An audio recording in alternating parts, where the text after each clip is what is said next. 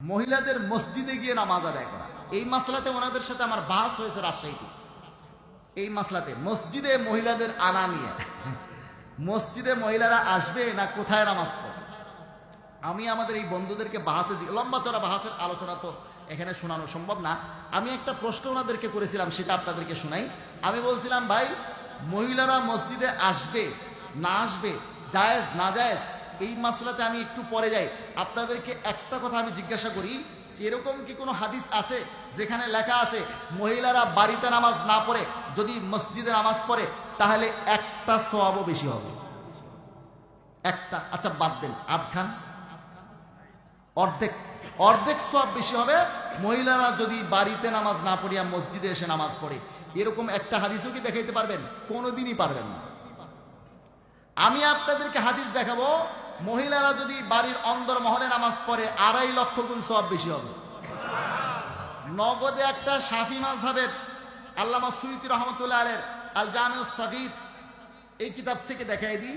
এই কিতাবের আল জামিউস সগীর যে কিতাবটা, কিছুক্ষণ আগেও আমি এখান থেকে একটা হাদিস দেখিয়েছি আপনাদেরকে, আল্লামা সুয়ুতী রহমতুল্লাহ আলাইহির লেখা এই কিতাবের মধ্যে আপনি দেখেন আল জামিউস সগীরের মধ্যে আল্লামা সুয়ুতী রহমতুল্লাহ আলাইহি 314 নম্বর পৃষ্ঠায় 5092 নম্বর হাদিস হিসেবে, হাদিস নম্বরটা মনে রাখবেন, 5092 নম্বর হাদিস। কত নম্বর হাদিস?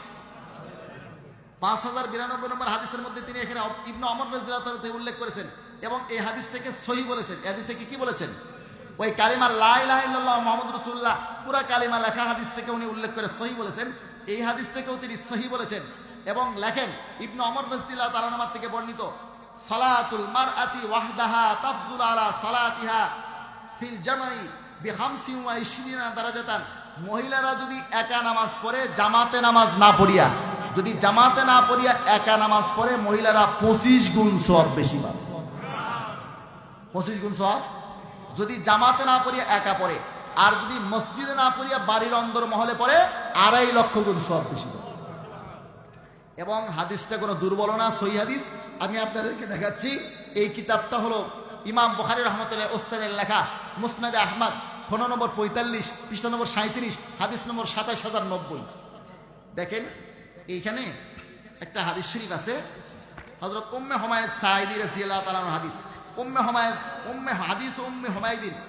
উম্মে হুমায়দ রাদিয়াল্লাহু তাআলা আনহা, এই হাদিসটা হলো মুসনাদে আহমদ, মুসনাদে আহমদ মুআসাসাতুর রিসালাত থেকে যেটা সেফে এসেছে 52 খণ্ডে, তার 45 নম্বর খণ্ড আর পৃষ্ঠা নম্বর হচ্ছে 37, হাদিস নম্বর 27090। হাদিসটা আমি আপনাদেরকে শুনাই।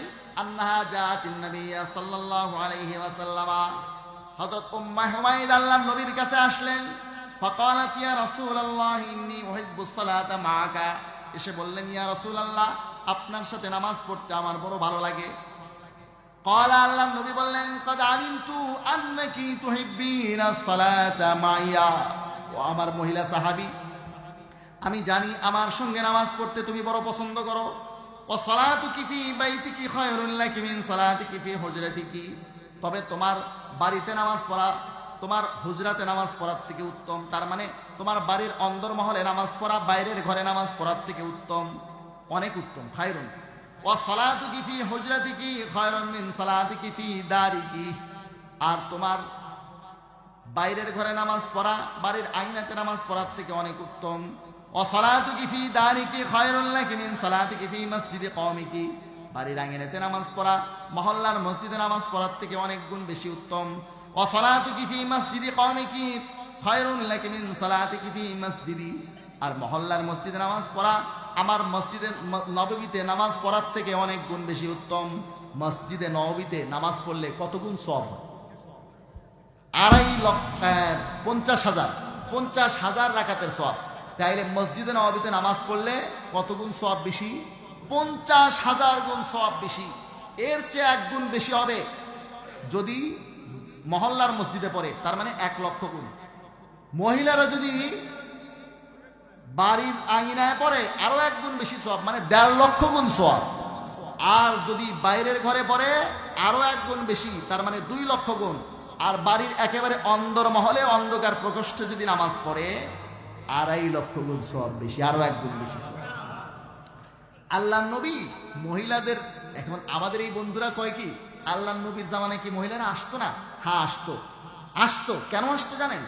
আল্লাহ নবীর সহবতের কারণে ফিতনার তেমন আশঙ্কা ছিল না, ইফতিজিং এর ভয় তেমন ছিল না। আর এখন কি ভয় আছে না নাই? আর আল্লাহ নবীর জামানায় নিত্য নতুন হুকুম নাজিল হতো, আহকাম নাজিল হতো আল্লাহর পক্ষ থেকে। এগুলো শেখার অন্য কোনো মাধ্যম ছিল? বইপত্র ছিল? ওস্তাদের কাছে শেখার কোনো সুরত ছিল? আল্লাহর নবীর উপরে নতুন নতুন ওহী আসতো, শেখার দরকারও ছিল, ফিতনার ভয়ও ছিল না। এজন্য মহিলাদের আসার অনুমতি ছিল। তবে হ্যাঁ, আল্লাহর নবী কোনো দিনও মসজিদে মহিলাদেরকে আসতে উৎসাহিত করেন নাই, উৎসাহিত করেন নাই, উৎসাহিত করেন নাই, বরং নিরুৎসাহিত করছেন। এই মহিলা সাহাবীর ঘটনা দেখেন। এই মহিলা সাহাবী এসে আল্লাহর নবীকে বলেছেন, একাকি আপনার সঙ্গে নামাজ পড়তে আমার বড় পছন্দ হয়, বড় ভালো লাগে। আল্লাহর নবী বলেন, আমি এটা জানি, তবে তুমি বাড়িতে অন্দরমহলে যদি গিয়ে নামাজ পড়ো তাহলে তোমার 2.5 লক্ষ গুণ সওয়াব বেশি হবে। এই মহিলা তখন কি করছে জানেন? ফাআমারাত ফাবুনিয়া লাহা মসজিদুন ফি আকসা শাইইন মিন বাইতিহা ওয়া আজলামিহি। এই মহিলা তখন নির্দেশ দিয়েছেন, বাড়ির একেবারে অন্দরমহলে অন্ধকার প্রকোষ্ঠে তার জন্য একটা নামাজ ঘর বানিয়ে দেওয়া হয়েছে। ফাকানাত তুসাল্লি ফি হাত্তা লাকিয়াতিল্লাহ আযজা ওয়া জাল্লা। ইনি আর আল্লাহর নবীর পিছনে নামাজ পড়তে আসেন নাই, ওই ঘরেই নামাজ পড়তে। আচ্ছা, আল্লাহর নবী ওনাকে বললেন, তুমি যদি বাড়িতে নামাজ পড়ো আমার পিছনে নামাজ পড়ার থেকে বেশি সওয়াব। আমাদের লামাজহাবী শায়েখদের পিছনে নামাজ পড়লে কি আল্লাহর নবীর থেকে বেশি সওয়াব হবে? তোমরা কিসের আশায় কিসের নেশায় মেয়েদেরকে মসজিদে আসতে বলে? তো আসলে আমার সঙ্গে ওনাদের বাহাস হওয়ার সময় একটা হাদিস ওনারা পড়েছিলেন, আবু দাউদ শরীফের হাদিসটা আমি আপনাদেরকে শোনায় দিই। এইটা হাদিসটা হলো আবু দাউদ শরীফের প্রথম খণ্ডে 84 নম্বর পৃষ্ঠায় আমাদের এই বন্ধুরা এই হাদিসটা পড়েছিলেন। হাদিসটা আমি আপনাদেরকে শোনাই। আবু দাউদ শরীফের মধ্যে আছে প্রথম খণ্ডে 84 নম্বর পৃষ্ঠায়। এই হাদিসের মধ্যে কি উল্লেখ আছে? মেয়েদের ক্ষেত্রে আল্লাহর নবী বলেছেন, হযরত ইবনে ওমর রাদিয়াল্লাহু তাআলা থেকে বর্ণিত, ক্বালা রাসূলুল্লাহ সাল্লাল্লাহু আলাইহি ওয়াসাল্লাম, লা তামনাউ নিসাকুমুল মাসাজিদা। তোমাদের মেয়েদেরকে মসজিদে আসতে বারণ করো না, নিষেধ করো না। আমি বললাম, ভাই বাকিটাও পড়েন, থামলেন কেন? হাদিস তো এখানে শেষ না। এক লোক বলে, এই যে রেল লাইনের লাইনম্যানের চাকরি, তো ওর বউয়ের সাথে একদিন ঝগড়া হয়েছে। বউ কয়, কত স্বামীর কত পাওয়ার। এই মেয়েরা বলে, তোমার তো কোনো পাওয়ারের কথা আমি শুনি না, তোমার কি পাওয়ার আছে? কয়, আরে আমার এত পাওয়ার, আমি যদি হাত উঠাই না ট্রেন থামে। আচ্ছা চলো। তো পরের দিন পাওয়ার দেখানোর জন্য নিয়ে গেলে এখন আন্তনগর ট্রেন একটা আসছে, সে লাল ফ্ল্যাগ এরকম তুলে দাঁড়াইছে। ট্রেন থামে গেছে, মনে করছে কোনো সমস্যা। ট্রেন থামে, অফিসাররা সব নামে আসছে, কি লাইনে কোনো সমস্যা? বলছে না। কোনো ট্রেন আসতেছে? বলছে না। কোনো ডিস্টার্ব, অন্য কোনো ঝামেলা? না। তাহলে ট্রেন থামাইলে কেন? স্যার আসলে আমি খুলে বলতেছি, আমার বউর সাথে আমার একটু ঝগড়া হয়েছে। আমার বউ বলছে আমার নাকি বলে তেমন কোনো পাওয়ার নাই, তো আমি ওকে পাওয়ার। তা আপনি এখানে গিয়ে থামলেন কেন? আল্লাহর নবী এরপরে কি বলেছেন সেটাও বলেন। এরপরে আল্লাহর নবী বলেছেন, ওয়া বুয়ুতুহুন্না খায়রুল লাহুন্না। মেয়েদেরকে মসজিদে আসতে চাইলে নিষেধ করো না, তবে অবুয়ুতুহুন্না খায়রুল লাহুন্না, তাদের ঘরটাই মসজিদের চেয়ে অনেক গুণ বেশি উত্তম। তাহলে আল্লাহর নবী কি উৎসাহিত করলেন না নিরুৎসাহিত করলেন? নিরুৎসাহিত। আমাদের এই বন্ধু তখন কি জবাব দিয়েছে আমাকে জানেন? উনি তখন বলছে, হুজুর এই হাদিসটা আসলে বলা হয়েছে ওই সমস্ত এলাকার জন্য যেখানে কোনো মসজিদ নাই, মরুভূমি এলাকা, সেসব এলাকার জন্য। আমি বললাম, মাথা ঠিক আছে? মরুভূমি এলাকায় কি মানুষ থাকে?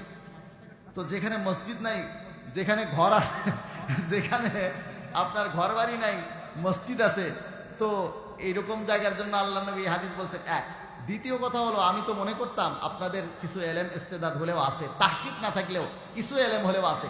একটা মিজানের তালেব এলেমের যতটুকু এলেম আছে ততটুকু তো আপনাদের নাই। আপনি স্পষ্ট বলেছি আমি বাসের মধ্যে। আমি বললাম, খায়রুন ইসমে তফজিলের সিগা। ইসমে তফজিল কখনো অন্যের তুলনায় বেশি অর্থ ছাড়া বোঝায় না। নিশ্চয়ই এখানে মুফাজ্জাল আলাই থাকে, মুফাজ্জাল আলাই দুইটা থাকে। অন্যের তুলনায় অর্থ বেশি বোঝায়। ঘরকে উত্তম বলা হয়েছে মসজিদের তুলনায়। মসজিদ আছে, ঘরও আছে, সেখানে ঘর মসজিদের তুলনায় উত্তম, এটা বলা হয়েছে। এইটা না যেখানে মরুভূমি সেখানে ঘরকে উত্তম বলা হয়েছে, এইটা না। বরং যেখানে ঘরও আছে মসজিদও আছে সেখানে ঘর মসজিদের তুলনায় বেশি উত্তম। বাড়িতে নামাজ পড়া মসজিদের তুলনায় বেশি উত্তম, এইটা বলা হয়েছে। তো আচ্ছা, আপনার কাছে 1 লাখ টাকা আছে, আপনি কি চাবেন যে এই 1 লাখ টাকা দিয়া কারো থেকে 10 টাকা নেন? চাবেন? কোনো পাগলে চাবে আমাদের মেয়েরাও তো এমনিও বোকা, আর এদেরকে আরো বোকা বানানোর জন্য আমরা তাদেরকে মসজিদে আনতেছি কম সওয়াব নেওয়ার জন্য। কি একটা আজীব কারবার দেখেন তো। আল্লাহ রসুল হাদিসের মধ্যে বলেছেন মেয়েরা মসজিদে নামাজ না পড়ে বাড়িতে পড়লে সওয়াব বেশি। আপনি কিসের আশায় কিসের নেশায় এই ফিতনার জামানায় মেয়েদেরকে মসজিদে আনতে চান? এখন আল্লাহ নবীর জামানায় অনুমতি ছিল, দুইটা দলিল। আল্লাহ নবীর জামানায় অনুমতি ছিল, বুখারী শরীফে আছে। চলেন বুখারী শরীফ নিয়ে বসি, আসেন। বুখারী শরীফ তো আছে আমাদের সামনে। বুখারী শরীফ ইমাম বুখারী রহমতুল্লাহ আপনাদেরকে দিয়ে চলে যান নাই তো, যে এই যে লামাজাবিদেরকে বুখারী শরীফ আল্লাহ নবী ইমাম বুখারী রহমতুল্লাহ আলাইহি লামাজাবিদেরকে এটা এজারা দিয়ে গেছে। বুখারী শরীফ আছে, দেখেন বুখারী শরীফের মধ্যে কি আছে। বুখারী শরীফ প্রথম খণ্ড 119 নম্বর পৃষ্ঠায় আছে আল্লাহ নবী সাল্লাল্লাহু আলাইহি সাল্লামের জামানায় মেয়েরা কিভাবে মসজিদে আসতো দেখেন না একটু। বুখারী শরীফের মধ্যে প্রথম খণ্ডে 119 নম্বর পৃষ্ঠায় আল্লাহ নবীর জামানায় মেয়েরা মসজিদে কিভাবে আসতো সেই কথাটা উল্লেখ আছে 119 পৃষ্ঠায়। এখানে বাব কায়েম করেছেন ইমাম বুখারী রাহমাতুল্লাহ আলাইহি, বাব খুরুজিন নিসা ইলাল মাসাজিদ বিল্লাইলি ওয়াল গালাস। মেয়েরা মসজিদে আসার আলোচনা রাত্রে এবং অন্ধকারের মধ্যে। হাদিসের মধ্যে আছে হযরত ইবনে ওমর রাদিয়াল্লাহু তাআলা আনহুমা বলেন আনিন নবী সাল্লাল্লাহু আলাইহি ওয়াসাল্লাম ক্বালা, আল্লাহর নবী বলেন ইযাস্তাযানাকুম নিসাউকুম বিল্লাইলি ইলাল মাসজিদি ফাআযিনুহুন্না, মেয়েরা যদি রাত্রে মসজিদে আসতে চায় তাহলে অনুমতি দিও। আল্লাহর নবী নির্দেশ দিয়েছেন না অনুমতি দিতে বলছেন? বলেন না, আমার কথা বুঝতেছেন আপনারা? অনুমতি দিতে বলছেন যদি তারা যাইতে চায়। ছাত্ররা ছুটি নিয়ে বাইরে যায়, কি জন্য? বাইরে যাওয়ার নির্দেশ আছে এই জন্য, না নিষেধ আছে এই জন্য? মেয়েরা আসা নিষেধ, তবে যদি আসতে চায় তোমাদের থেকে ছুটি নিয়ে আসতে হবে। আসতে চাইলে অনুমতি দিও। কেন? আল্লাহর নবীর থেকে মাসলা শেখার কিছু দরকারও আছে, নতুন নতুন মাসলা আসে, আর ফিতনার আশঙ্কাও তেমন বেশি ছিল না। তবে যেহেতু নিষেধ এজন্য আসতে অনুমতি নিয়ে আসতে হবে, স্বামীদের অনুমতি নিয়ে আসতে হবে। তারপরেও আল্লাহর নবী বলেছেন রাত্রে, রাত্রে, দিনে কিন্তু অনুমতি দিবা না। দিনে অনুমতি দেওয়ার কথা নাই। কখন অনুমতি দেওয়ার কথা? রাত্রে। কারণ কি জানেন? আগের যুগে রাত্রে লাইটই জ্বলতো না, আরে কারেন্টই ছিল না, লাইট জ্বালার কোনো সিস্টেম ছিল না। যেহেতু লাইট জ্বালার কোনো সিস্টেম ছিল না, হযরত আয়েশা সিদ্দিকার থেকে অনেক হাদিসের মধ্যে আপনারা পাবেন অল বুয়ুতু ইয়াওমাইদিন লাইসাত ফিহা মাসাবি, ওই যুগের মধ্যে রাত্রে কোনো ঘরের মধ্যে লাইট জ্বলতো না। যেহেতু লাইট জ্বলারই সিস্টেম ছিল না, এজন্য মানুষ যাচ্ছে না ভেড়া বকরি যাচ্ছে বোঝা, এটা বুড়ি যাচ্ছে না শুনি যাচ্ছে বোঝার কোনো উপায় ছিল না। সন্ধ্যার পর থেকে পুরা ঘুটঘুটে অন্ধকার, এখন কে যায় না যায় বোঝা মুশকিল না? এখন এই কারণে রাত্রে ইফটিজিং এর ভয় ছিল না, মেয়েদেরকে ডিস্টার্ব দেওয়ার ভয় ছিল না। এজন্য আল্লাহর নবী বলছেন রাত্রে অনুমতি দিও। দিনের বেলায় ফিতনা আছে, ইফটিজিং এর ভয় আছে, দিনের বেলা অনুমতি দিতে বলেন না আল্লাহর নবী। এক তো কথা অনুমতি দিতে বলছেন, আবার কোন সময় অনুমতি নিয়ে আসতে বলছেন যদি তারা আসতে চায়, নির্দেশ নাই।